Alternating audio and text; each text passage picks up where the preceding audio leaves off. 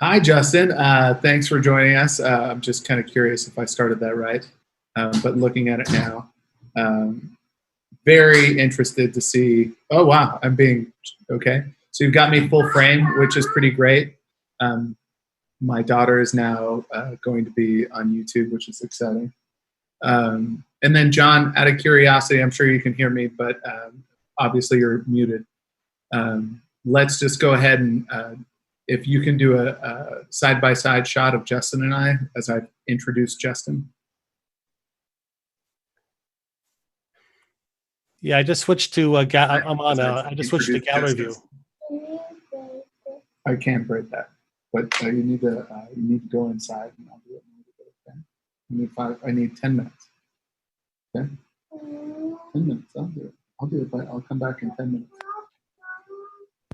Sweetheart. Can you go close the door for me, please?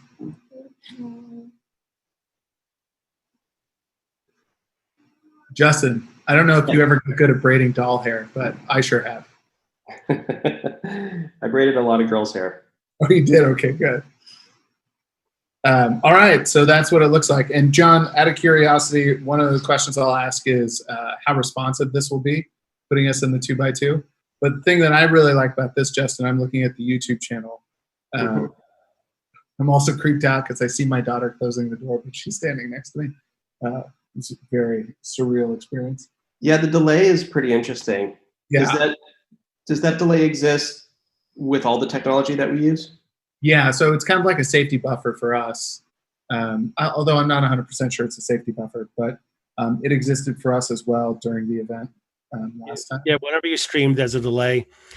So again, I'm just coming on and as with audio here, and I can even add myself into the another person comes on and joins the conversation, blah blah blah. But basically, a producer, which we have another computer back there that has a Zoom call. So that's what we had to do. Somebody has to control speaker view and gallery view.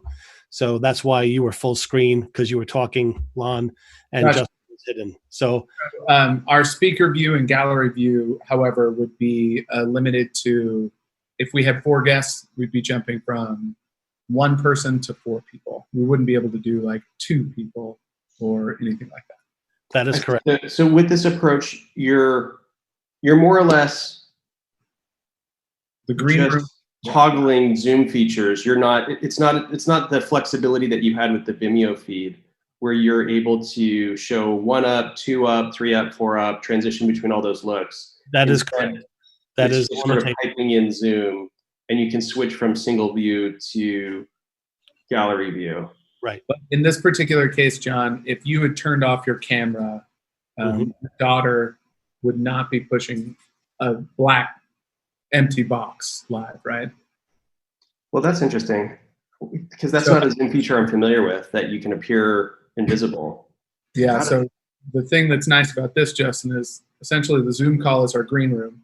I could be on this call, muted, and the conversation itself is happening in Zoom. So one of the things that would be nice is that, all right, everybody, please make sure that during this conversation you have your chat feature open. If there are any technical difficulties, you'll see me chatting in the window. We could also push Q&A to the presenter in this particular window as well, so they wouldn't have to rely on Slack.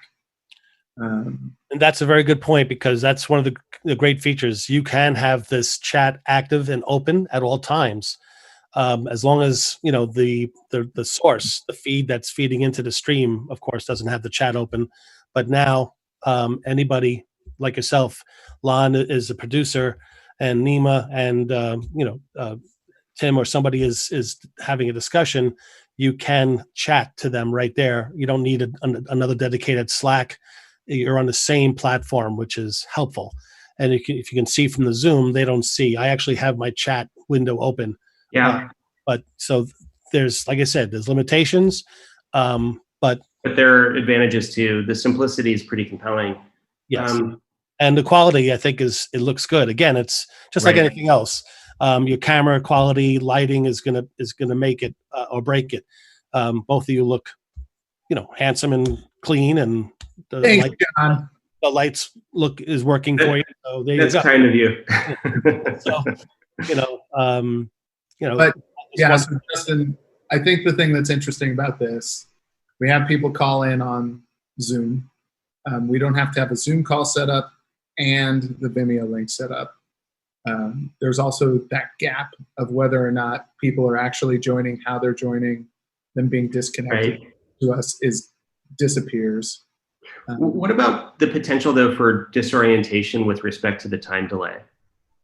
Do we think that people they would not be watching anything? Yeah, it's relevant. It's relevant because we're all talking together in real time. It's just the audience is going to be seeing things 5, 10, 15 seconds later, but between us, it's all real time.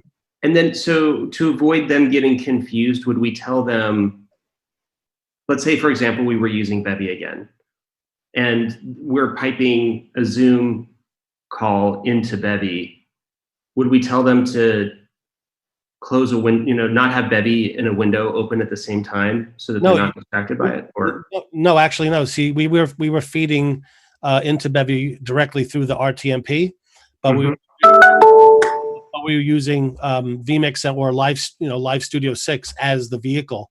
So it was multiple. We were using that platform to RTMP into them.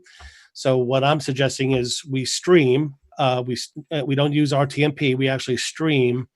And this way, we have total control of the stream itself, and we use Zoom as a vehicle for you to conduct your live panel discussions. So the content would still be. So Taylor, just go to content, just roll a video. Justin, just to make it clear, last time they were not logged into Bevy when they were having their conversation. Hello, everyone, and welcome to Blend Forward Day 2. It's great to have you all here. Yesterday was all about mortgage. You got to see Tim talk about some of the things that we're building. You got to see some of your peers talk about how that industry is changing. But today's going to be all about consumer banking. When we started Blend, we were really focused on the mortgage industry because coming out of the last crisis, we saw an immense opportunity to help millions of consumers improve their financial lives. And that was very exciting. That was something that was meaningful to me as someone whose parents, their mortgage became the cornerstone of their retirement. But being able to do that at massive scale using technology was something that was very inspiring to me. And during that 8 years that we've been around, we have been a very customer-focused company. And so we've spent a lot of time with you. It's part of our DNA to spend a lot of time with you and listen to you.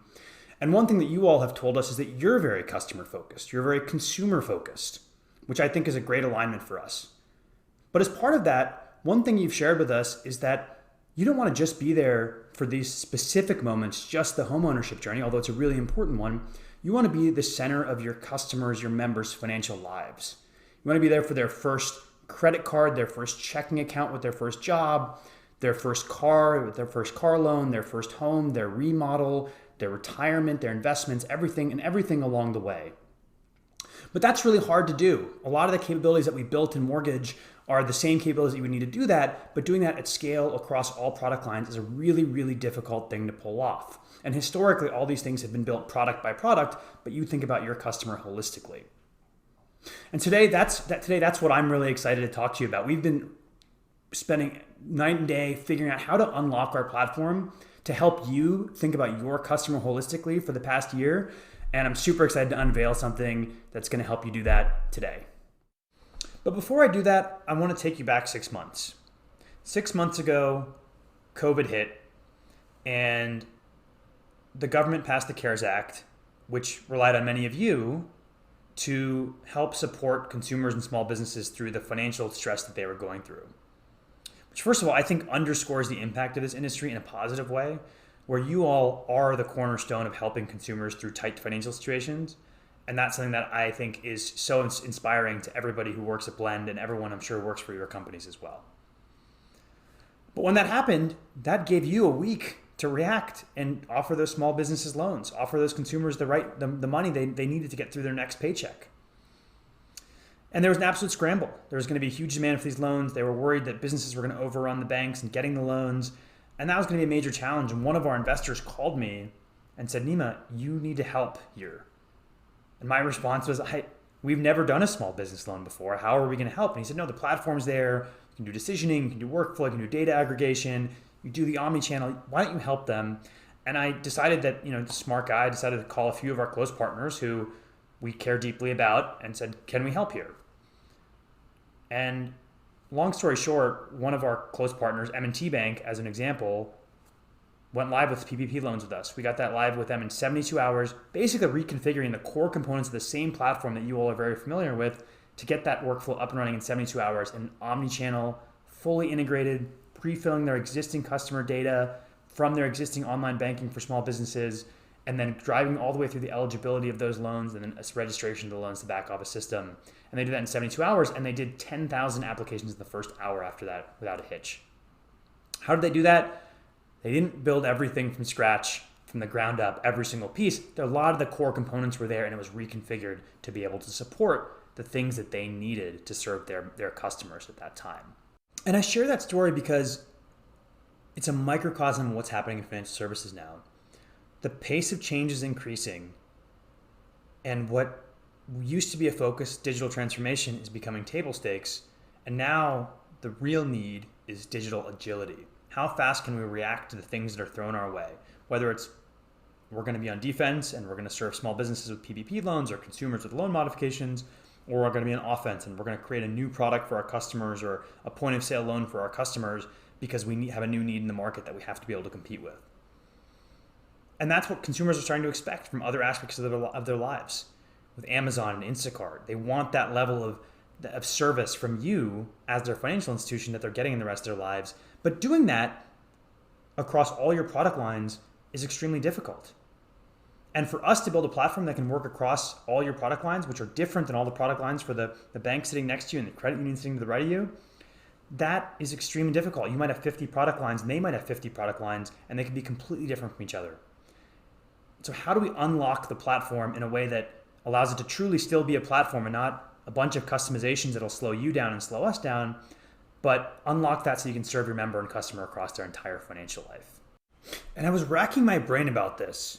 How can we unlock our platform to support the sheer complexity of things that you need to serve your customer? What tipped me over the edge was I was watching a documentary about a game called Go. Go is a 4,000-year-old board game made in China that essentially has more combinations of moves than there are atoms in the universe, which is mind-boggling to think about. And it's so complex that it was historically considered that no computer would ever be able to beat the best humans at that game because there's just too many permutations of things that could happen. And the documentary I was watching was called AlphaGo, and it's about a computer called AlphaGo that was built by Google's DeepMind. And with all the advancements of AI and being able to collect all the data on all the games ever played and all the compute that was now available, AlphaGo 5 years ago for the first time ever beat world champion players at a game that people thought was never possible.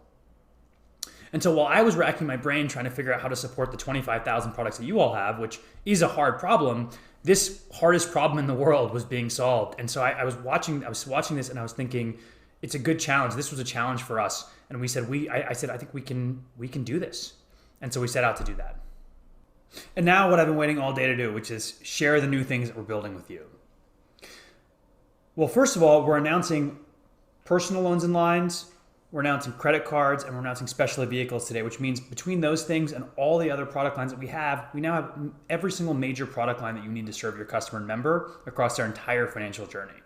And all that's built on a common set of capabilities around identity, income, assets, employment, approval, decisioning, signing, closing. All those things that you need to serve them are now common across all those products, which means for the first time ever, we can focus on what does the member need and not, or the consumer need, and what do I need to get this product line working? You may remember that last year we announced that we were offering a one-tap fully approved mortgage approval. And the idea was a consumer shows up using the existing data you have plus third-party data, we're going to get them an answer of what you can do for them in real time in one tap. And that's really important because that's the modern experience that consumers are expecting.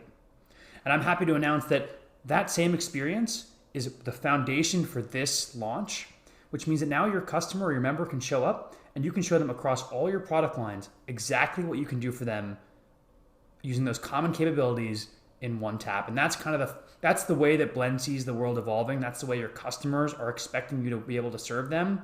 And this is the baseline of what we're able to do. Here's a manifestation of that. Your customer shows up with a need for $50,000. And for the first time ever, because all the data, all the decisions across all the product lines and all the channels are connected into one system, you can serve your customer in a customer-centric way and show them everything you can do for them in one tap, fully approved. That's magical. That's the kind of experience that I want as a consumer. But let's take that one step further. Let's say the needs change or a new product line is required. We talked about digital agility earlier. How will we help serve that? That's the thing that I've been thinking a lot about, is unlocking this platform to give you the flexibility to serve your customer. And now I want to show you how that works. And this is where the power of the platform becomes magical, because all the capabilities for almost every product line you want to do have been built before, but they haven't been unlocked for you. So imagine now we want to add a new need for your customer, and we want to solve the need around a renovation. And maybe you want to add a new product line to support that around home equity.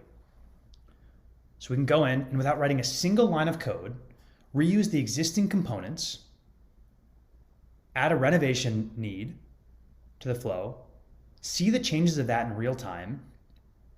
But that's not enough. Now we want to add a new product to support that. And that could have been an existing product that maybe somebody like Blend or you has contemplated already, or it could be a brand new product that you build the entire end-to-end flow from scratch. And we're going to add a home equity product here, where now your customer, as they're going through the flow, they're not presented with just the two options for the $50,000, but they're presented a third option around a home equity line of credit. And those are the kind of experiences that we want to help you create for your customers, to be able to keep up with every demand that your customer base needs. And not just the workflow, and not just the decisioning, but something you've asked about for years, the entire branding, the underwriting criteria, what data sources you collect, completely configurable. You've been asking that for a long time. We've now unlocked all of that and put that in one place so that you can, without writing any code, serve your customer needs as they change over time in a dynamic way. So I think it's pretty negligible at the end of the day. The other thing is, I think that this introduces more human error potential in some ways too, in that a producer really has to be on top of switching all the, making sure that they don't accidentally show themselves, making sure that, they're not live hot mic. Yeah, exactly. There are things like that could go wrong, but it'd be interesting if, I don't know, John, if you know this, but if two people can control a Zoom call at the same time. I noticed that you set this one up yourself, and one thing that we can do in Zoom is whoever's meeting it is, they have the power to mute and unmute people. And so a producer in Zoom meetings, you don't have that control, but in Zoom webinars, you do. You can select, hosts, co-hosts. So there's better roles, better permissions, so that you can help manage everything. Yes. So Justin, I think takeaway is this is much easier. We need to look into Zoom webinars, and John, I'll follow up with you on your platform. Sure, not a problem. Just wanted to give you this to, put this on your radar. Thank you, guys. Really good. Thank you so much for your time, Justin. Okay. Real quick, Justin, I asked one more question about the explainer videos in our Slack channel, and if you could answer that one. What was the question? There's likely two questions. One, if I can't shove in more of the icons into the circle, do we feel comfortable with the three are there, or should we replace the house with like a credit card to feel like there's more Sure. syncing available? Yeah, there's more. Yeah, that sounds good. And then What I had thought might be possible is to have like